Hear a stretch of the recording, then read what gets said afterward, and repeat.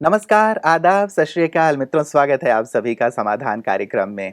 हम लोग कल भी चर्चा कर रहे थे कि विश्वास और अंधविश्वास के बीच एक बहुत ही बारीक-सी लाइन होती है जिसे समझने की बहुत ज़्यादा आवश्यकता है। अन्यथा कई बार हम अंधविश्वास पे ही चलते रहते हैं और बहुत सारा नुकसान अपने जीवन में कर बैठते हैं। मुंशी प्रेमचंद जी की कहानी आपने अवश्य पढ़ी होगी जिसमें कि एक बिल्ली का निधन हो जाता है और फिर नाना प्रकार के उपाय गृहस्वामी को सुझाए जाते हैं कि अब तो अपशकुन को दूर करने के लिए आपको सोने की बिल्ली दान करनी पड़ेगी, फलाना कार्य करना पड़ेगा, आदि, आदि इत्यादि। ऐसा भी संभव था कि हो सकता है कि बिल्ली बेचारी बीमार रही हो और उसको उसका निधन हो गया हो, या ये भी हो सकता है कि उसने ज़्यादा दूध पी लिया हो लालच में और इंडाइजेशन हो गया हो, गोली ना ले पाई हो और उसका निधन हो गया हो। कई प्रकार की संभावनाएँ हो सकती हैं, लेकिन अंधविश्वास के कारण कई बार घर में बहुत सारी अशांति हो जाती है, हमारे जीवन में अशांति आ जाती है। इसीलिए हम इस चर्चा को आगे भी भ्राता जी के साथ बढ़ाएँगे कि वास्तव में विश्वास और अंधविश्वास को कैसे समझा जा सकता है। आइए आज की इस कड़ी में भ्राता जी का स्वागत करते हैं। भ्राता जी बहुत-बहुत स्वागत और अभिनंदन है। शुक्रिया।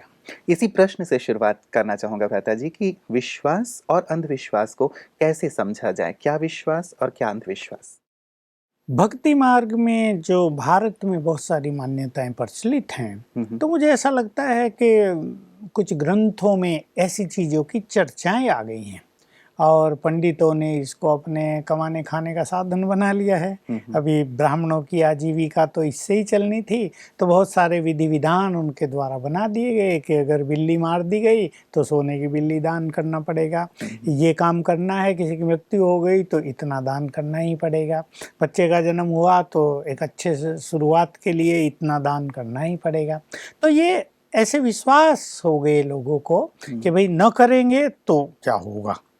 पंडित जी कह रहे हैं वो, और पंडित जी में बड़ी भावना है, पंडित जी मान लो विद्वान भी हैं, तो लोगों में उनकी बातें सुनकर अब एक दुविधा हो जाती है, करें या ना करें। हुँ, और फिर ये सोचते हैं भाई करना ही चाहिए, ना करेंगे कुछ हो गया तो फिर पछताते रहेंगे कि देखा हमने वो नहीं किया, पंडित जी ने ठीक कहा था, इसलिए सब बहुत बड़ा नुकसान होगा, इसलिए चलो थोड़ा सा दान पुण्य करने से हुँ। बला टली, सुखी जीवन हुआ तो अच्छी बात है। क्या इसके पीछे कुछ विज्ञान है भ्राता जी? नहीं, देखिए ये भक्ति मार्ग में चलता आया, चलता आया, चलता आया। एक अंधविश्वास से दूसरा जुड़ा, दूसरे से तीसरा, तीसरे से चौथा, हुँ, हुँ। माताओं में ये विशेष रूप से चलता रहा और अब ये बहुत आगे बढ़ चुका है। यद्यपि एजुकेशन बहुत आगे बढ़ गई और हमारी नई पीढ़ी जो है, उनको तो इन चीज़ों का पता भी नहीं, ना वो इसको मान्यता देती। हुँ, तो मुझे लगता है कि नई पीढ़ी के आगे बढ़ने के साथ-साथ ही पुरानी पीढ़ी की समाप्ति के साथ ये अंधश्रद्धा भी समाप्त होती दिखाई दे रही है। परंतु फिर भी कहीं-कहीं तबकों में, गाँव में और कहीं दूर-दूर जहाँ एजुकेशन अभी बहुत अच्छी नहीं पहुँची है, हुँ। अंधश्रद्धा का प्रकोप कहीं न कहीं दिखाई अवश्य देता है। बिल्कुल। तो भ्राता जी ये जो हम विश्वास की बात करते हैं, कई बार जब हम ये बात कहते हैं कि आप इस प्रकार से विधि करें, तो विश्वास रखते हैं लोग तो हो जाता है। कई लोग लेकिन इसे भी अंधविश्वास का नाम देते हैं कि ऐसा कुछ थोड़ी होता है, ये तो हाँ, कुछ लॉजिकल है ही नहीं। तो हाँ। उन लोगों के लिए फिर क्या कहेंगे? देखिए, इसके लिए सबको अपने ईश्वरीय ज्ञान को बढ़ाना पड़ेगा। जब हम ईश्वरीय ज्ञान को बढ़ा देते हैं और जब हमें अपनी शक्तियों का आभास हो जाता है, हुँ, जब हमें अपनी शक्तियों में पूर्ण विश्वास हो जाता है, तो हम एक सहज रूप से समझ सकते हैं ये चीज़ अंधविश्वास की है, इस चीज़ पे रियली विश्वास करना चाहिए। हुँ, सबसे पहले मनुष्य को विश्वास करना सीखना होगा स्वयं में। वो क्या हो गया है कि दूसरों पर डिपेंडेंट होता जाता है मनुष्य। हुँ, भई ये करोगे तो तुम्हें ये सुख मिल जाएगा। लेकिन हम ही स्वयं में बहुत समर्थ हैं, संबल है हमारे अंदर, बहुत ज़्यादा शक्तियाँ हैं हमारे अंदर। इस चीज़ में यदि विश्वास बढ़ेगा हुँ, और जब ईश्वरीय ज्ञान बढ़ेगा, तो अनेक जो अंधश्रद्धा की बातें हैं, वो हुँ। अभी छूटती जाएँगी। बिल्कुल। लता जी अब चूँकि हमारी चर्चा चल रही है अंधश्रद्धा से रिलेटेड तो हमारे पास चूँकि हमारी चर्चा हो रही थी तो बहुत सारे मेल भी आए हैं। ये हमें नीरज गोस्वामी जी ने झारखंड से भेजा है और कहते हैं कि झाड़-फूँक को बहुत सारे लोग मानते हैं और मेरे सहित बहुत सारे लोग नहीं मानते। हुँ, क्या झाड़-फूँक के पीछे कोई विज्ञान है या हुँ। ये केवल लोगों को उल्लू बनाकर पैसा ऐंठने वाली बात है? क्योंकि हमारे देश में अंधश्रद्धा बहुत है इसलिए कोई भी बाबा बनकर बैठ जाता है और लोगों को ठगता रहता है। हुँ। क्या वास्तविकता है? कुछ चीज़ें ऐसी थी हमारे समाज में हुँ, जो पहले से बहुत अच्छी तरह से प्रचलन में थी। जैसे किसी को साँप ने काटा, तो उसकी झाड़ फूंक करानी है। तब कहाँ वो जब तक डॉक्टर के पास लेकर जाएंगे, उसे कोई वैद्य होगा 50 किलोमीटर दूर, तब तक उसकी मृत्यु हो जाएगी। इसलिए गांव-गांव में झाड़ने वाले लोग होते ही थे जिन्होंने महामृत्युंजय मंत्र को सिद्ध किया हुआ है। तो उनके द्वारा उनका उपचार होता था और प्रैक्टिकल में होता था। अब उस टाइम मनुष्य के पास अपनी शक्तियां थी, पवित्रता भी बहुत थी, तो इन मंत्रों में भी शक्ति थी। अब क्या मनुष्य ने अपनी शक्ति नष्ट कर दी, वो वासनाओं की तरफ भाग गया, उसका मन बहुत निगेटिव हो गया, विषय वासनाओं की ओर चला गया, तो मंत्रों की शक्ति भी उसके काम नहीं आती। तो एक समय था जब ये चीज़ बहुत प्रभावकारी थी, प्रभावशाली रूप से काम कर रहे। हमें याद है जब हम छोटे थे, सांप काटते रहते थे लोगों को, और पास के ही गाँव में झाड़ने वाले होते थे, उनके पास ले जाते थे, झाड़ा फूका, ठीक हो के वापिस आ गए। अभी इसके पीछे साइकोलॉजी कहें कि उनको भी विश्वास था कि हम ठीक हो गए, बस वो ठीक अपना फिर काम में लग गए, कोई चिंता की बात नहीं। या ये कहें कि झाड़ फूंक के द्वारा, मंत्र शक्ति के द्वारा विष को समाप्त कर दिया गया। तो इनमें कुछ ना कुछ सत्यता तो थी ही, लेकिन अब समय बदल चुका है।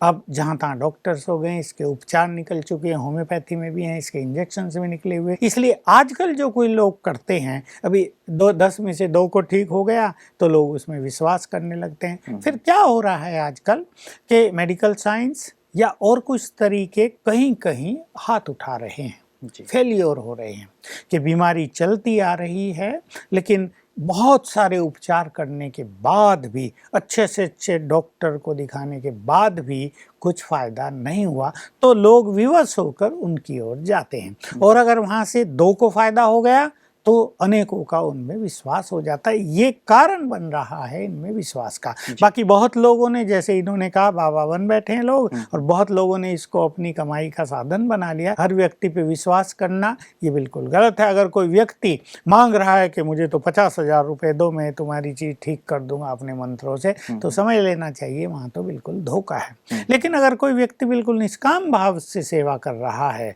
उसको पैसे की कोई ज़रूरत नहीं है, तो समझना चाहिए उसके अंदर कुछ शक्ति अवश्य है और उससे हमें फ़ायदा अवश्य होगा। इसलिए एक सुंदर डिसीजन स्वयं को ही लेना पड़ेगा। और जैसे मैंने कहा, जब सब जगह से मनुष्य निराश होता है, तब उनकी शरण में मनुष्य जाता है। मनुष्य करे भी क्या, यहाँ उसकी ये व्यवस्था होती है। उन्हें ऐसे लोगों के पीछे भी जाना होता है। लेकिन ये भी सत्य है कि ठग भी बहुत निकल चुके हैं, उनसे भी सावधान होने की ज़रूरत है। और हम तो ये कहेंगे कि अगर मनुष्य राजयोगी बन जाए तो फिर इन सब चीज़ों की ज़रूरत नहीं होती, वो स्वयं में इतना समर्थ हो जाता है। रहता जी, आपने कहा ना, और ये जो उल्लू बनाने वाली बात है, तो मेरे भी कुछ मित्र थे, उनको पथरी की प्रॉब्लम थी। अब उन्होंने काफ़ी वर्षों तक किया, लेकिन पथरी ऐसी चीज़ है, फिर से बन जाती है। उन्होंने सुन रखा था कि फलानी जगह पे कोई है एक माता जी जो कि ये पथरी निकाल देती हैं। अब वो गए वहाँ और उन्होंने सचमुच कुछ निकाल के दिखाया कि हाँ ये चीज़ है, अब नहीं होगा। वापस आए, 2 मास के बाद फिर से, 2-3 मास के बाद हो गया। उन्होंने कहा कि शायद फिर से आना पड़ेगा। दोबारा गए, वहाँ उन्होंने फिर से निकाल दिया, लेकिन अब तीसरी बार फिर से हो गया है। तो समझ में नहीं आता कि वास्तव में क्या करें, फिर विश्वास करें, ना करें, फायदा हो भी रहा है, नहीं भी हो रहा है। नहीं, ऐसे में विश्वास करने की आवश्यकता ही नहीं। जहाँ से फायदा ही नहीं हो रहा है वहाँ विश्वास की आवश्यकता नहीं। और फिर दूसरी बात ये भी है कि इन चीज़ों में मनुष्य के अपने कर्म भी बहुत बड़ी भूमिका निभाते हैं। हमारे पुण्य कर्मों का खाता बहुत अच्छा है, तो कहीं छोटी चीज़ से भी फायदा हो जाता है, नहीं है तो बहुत कुछ उपचार करने के बाद भी कुछ नहीं मिलता। इसलिए इन सब चीज़ों के पीछे भागने की आवश्यकता नहीं है। तो अपने को ही समर्थ बनाएं, ताकि हमें इन चीज़ों की तरफ देखना ना पड़े। बिल्कुल बिल्कुल। लता जी, ऐसा ही एक और आजमगढ़ से आया है हमारे पास मेल, शबनम जी हैं, और ये कहती हैं कि कई लोग अपनी दुकान के सामने या अपनी नई गाड़ी के सामने मिर्ची और नींबू लटका देते हैं, या कई लोग काले घड़े के ऊपर कोई डरावनी सी आकृति बनाकर टांग देते हैं, और इसके पीछे भी मतलब ये मान्यता है कि इससे नजर नहीं लगेगी। इस बात में कितनी सच्चाई है? ये शबनम जी हैं आजमगढ़ से। मुझे ऐसा लगता है कि ये जो चीज़ें हैं, नींबू आदि, ये निगेटिव एनर्जी को एब्जॉर्ब कर लेती हैं अपने में। तो इससे कई चीज़ों से मनुष्य बचा रहता है। आजकल के समय में इन सब चीज़ों का महत्व बढ़ गया है, क्योंकि निगेटिव एनर्जी का चारों ओर जैसे सागर लहरा रहा है, तो उससे बचने का कोई न कोई उपाय मनुष्य तलाशता ही रहता है। और जब उन्हें लगता है कि ऐसा करने से वो सुरक्षित हो गए, किसी ने पुराना जूता टांग दिया है अपने घर के आगे, या ट्रक के आगे जूते टांग दिए हैं पुराने सुराने, किसी की नज़र न लगे। भला ट्रक को किसकी नज़र लग रही, ट्रक तो नहीं, बड़ा अजीब सा वैसे लगता है भ्राता जी, किसी हाँ, गाड़ी के आगे या हाँ, किसी मकान के आगे वो हाँ, राक्षस सी आकृति बना देंगे, या हाँ, ये लटक रहा हो तो थोड़ा हाँ, अजीब सा लगता है। वैसे भी इतनी गर्मी में है, नींबू टांगने की बजाय काट के पी लिया जाए तो ज्यादा अच्छा बिल्कुल अच्छा होगा। लेकिन बस ये मान्यताएं चली आ रही हैं, और विश्वास के कारण थोड़ा बहुत फ़ायदा भी लोगों को हो जाता है। जी। लेकिन जैसे मैंने कहा, हम इस नेगेटिव एनर्जी को नष्ट करने के लिए अगर अपने अंदर पॉजिटिव एनर्जी बहुत भर लें और उसको वाइब्रेट आउट करने लगें, तो इन सब चीज़ों की हमें ज़रूरत ही नहीं होगी।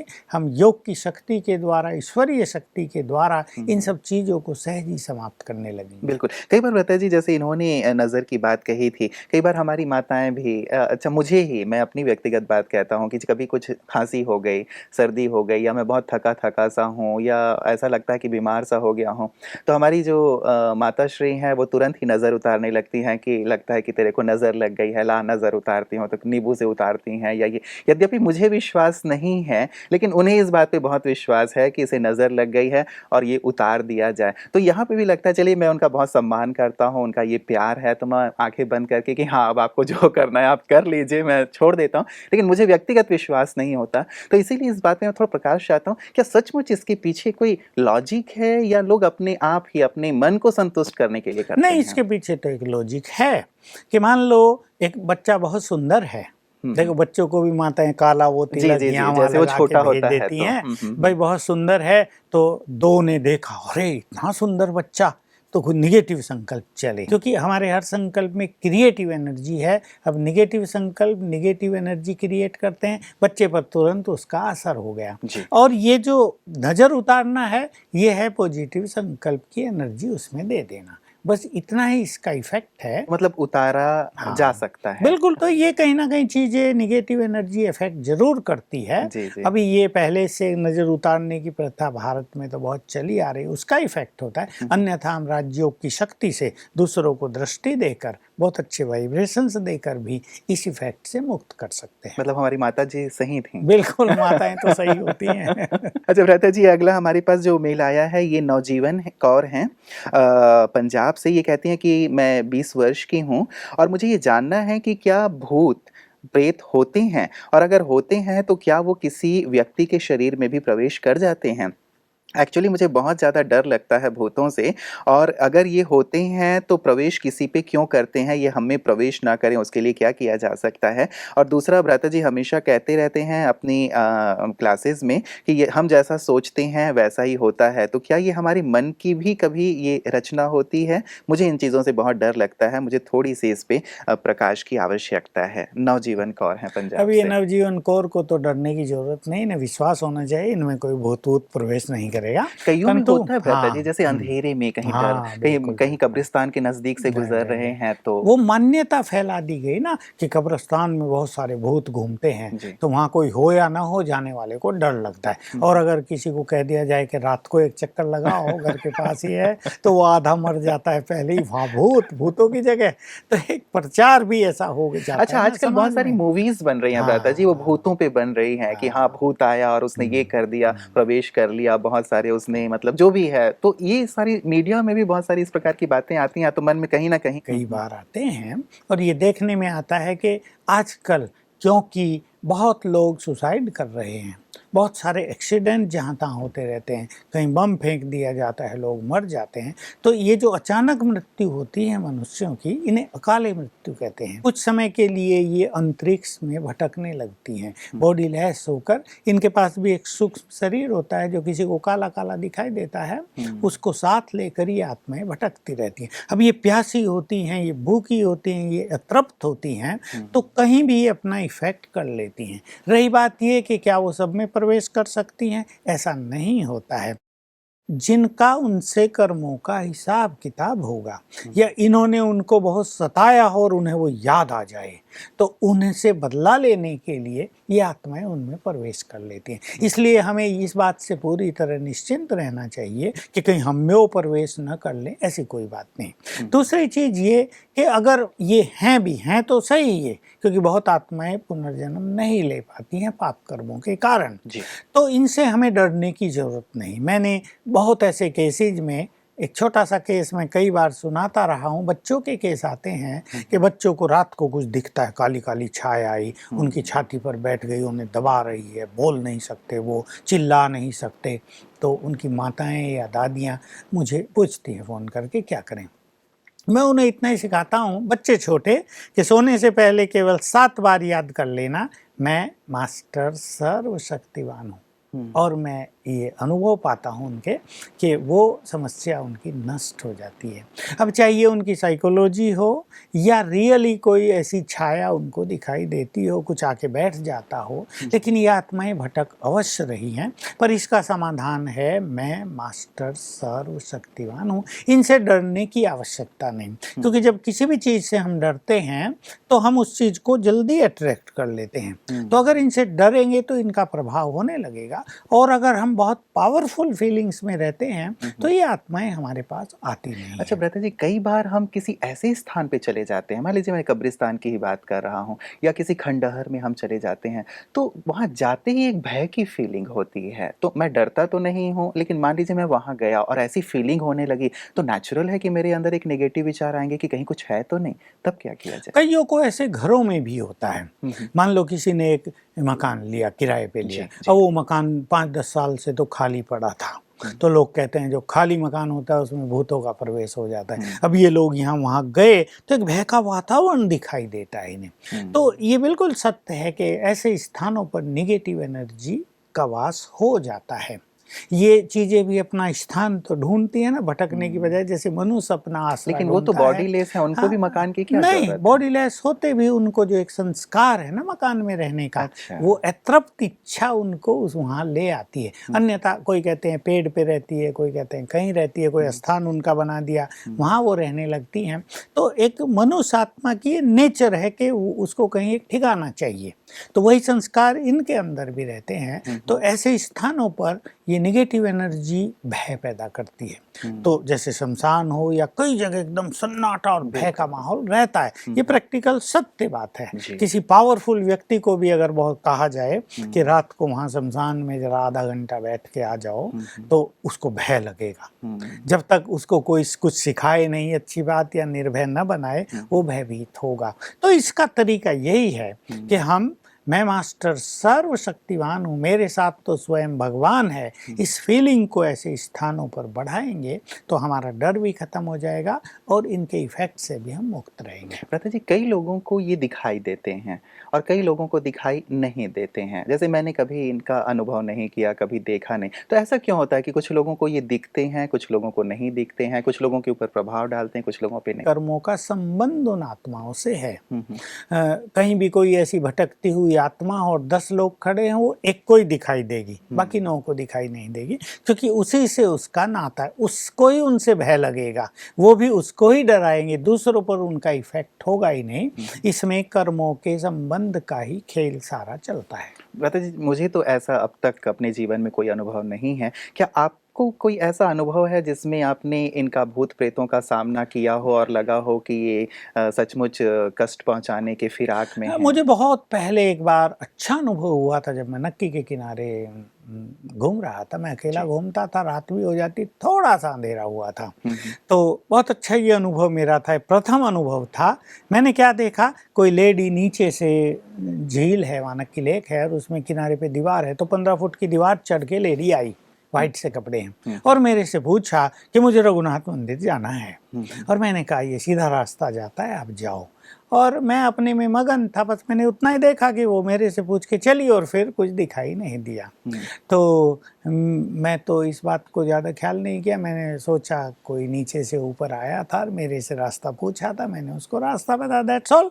बाद में मुझे किसी ने कहा कि तुम वहाँ जाते हो उस तरफ को, वहाँ तुम्हें कुछ बुरा अनुभव तो नहीं होता? तो मैंने बताया कि ये हुआ, कह रहे वो तो आत्मा थी वहाँ। तो फिर मैंने सोचा कि बात तो ठीक लगती है। वो आपको डर 15 नहीं लगा फिर? नहीं 15 फुट चढ़ के फट से आ गई और बाहर खड़ी, और मैं सोचा तो नहीं, पर फिर मुझे विचार चला कि ऐसे कोई लेडी कैसे 15 फुट की दीवार पे फटाफट चढ़ के ऊपर आ जाएगी।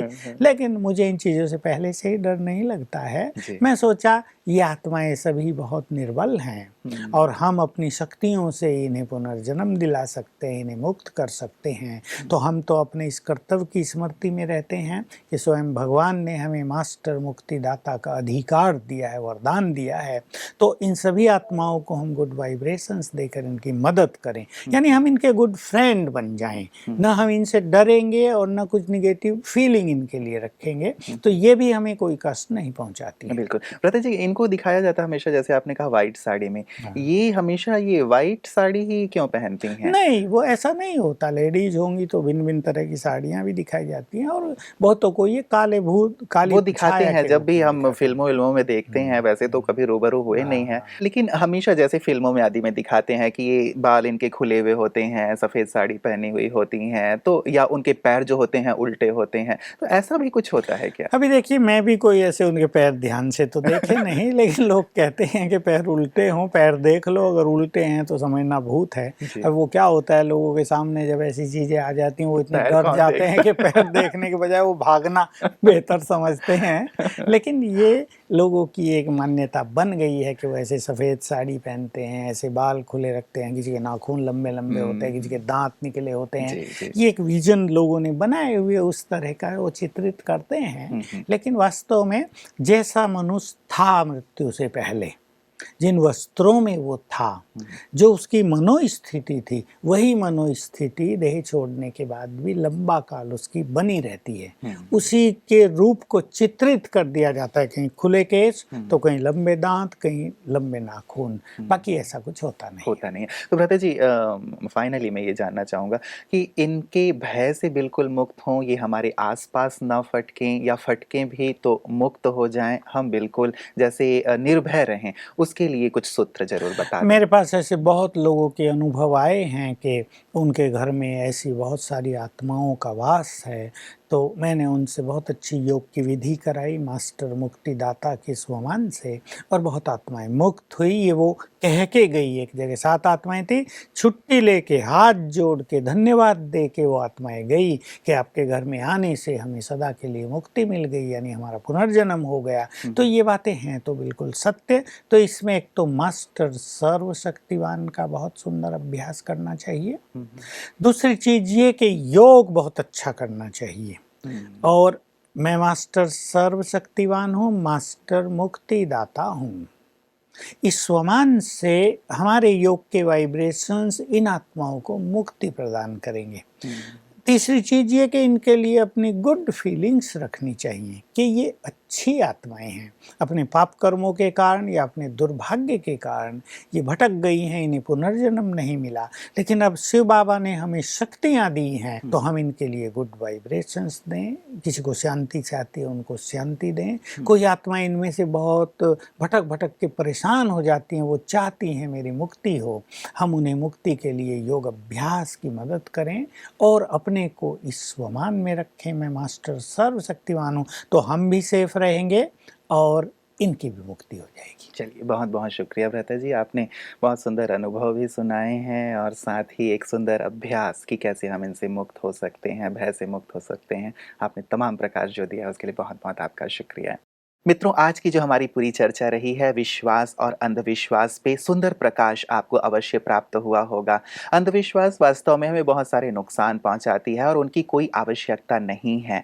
अच्छे विश्वास ज़रूर रखें, अपनी सफलता पे विश्वास रखें, आगे बढ़ने पे विश्वास रखें, और यदि आसपास कोई नेगेटिविटी है भी, जैसे कि अभी भूत-प्रेतों की बात चल रही थी, आप डरिएगा बिल्कुल भी नहीं, क्योंकि डरने की ज़रूरत नहीं है। यदि परमात्मा हमारे साथ हैं, सर्वशक्तिवान हमारे साथ हैं, और हम स्वयं भी बहुत सुंदर यदि योग के अभ्यास करते रहते हैं, तो हमसे बहुत अच्छे वाइब्रेशंस फैलते हैं और आत्माएं हमारे आसपास नहीं फटकती। जैसे आग जल रही हो तो जीव जंतु जो होते हैं पास नहीं आते, वैसे ही यदि योग की अग्नि जल रही हो, राजयोग का अच्छा अभ्यास कर रहे हो, तो भी आत्माएं हमसे बहुत दूर रहती हैं, मुक्त हो जाती हैं। तो निर्भय रहिएगा, निश्चिंत रहिएगा, जीवन में हमेशा आगे बढ़ते रहिएगा। आज के लिए इतना ही, दीजिए इजाजत। नमस्कार।